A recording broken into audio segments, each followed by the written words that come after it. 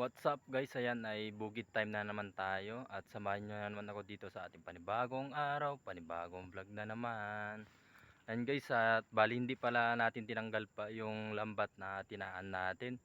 At atin nang titignan na naman kung may huli. Sana ay maraming huli para goods na naman, may pang ulam na naman tayo. Tara, samahan nyo ako guys.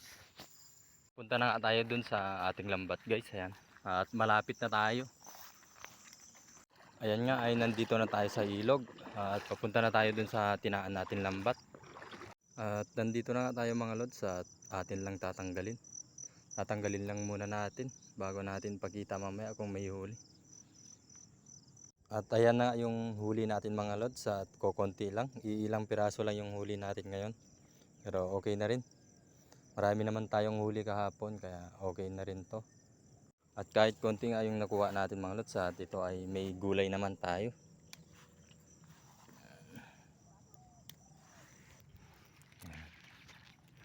May gulay naman tayo ngayon. Ayan pa.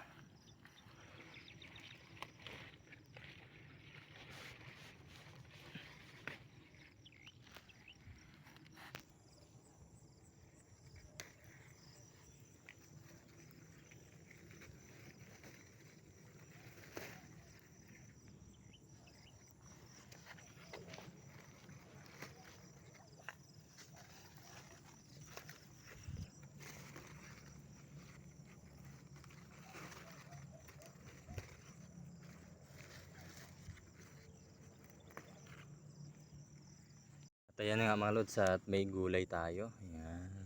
Bulaklak ng kalabasa at saka okra. Ayan. At ito na yung nakuha nating gulay at saka yung nakuha nating isda. Yan nga ay solve na naman tayo dito. Kahit konti yung nakuha nating isda, at least may gulay naman tayo. At nandito pala tayo sa ating kalabaw. Ayan.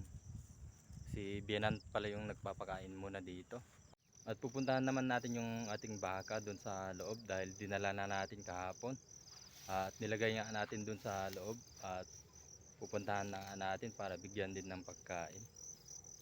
At dito nga tayo dumadaan. Yan, dito sa loob ng maisan. Dahil nandun pa sa loob yung ating mga baka. At kinakailangan na naman natin magpainom kapag hapon kasi kailangan nila yun. At ayan nga mga lods, dito na tayo sa ating baka. Ayan. Binigyan na rin natin ng kanilang pagkain. At yan pala yung pinagtanggalan natin ng mais kahapon.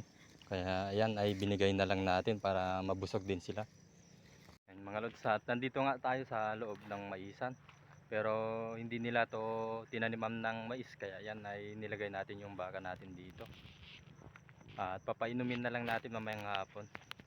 At maraming salamat na naman sa inyong panonood mga lods at sa inyong suporta. At please like and share and subscribe sa rin. At God bless po sa inyong lahat. Bye bye.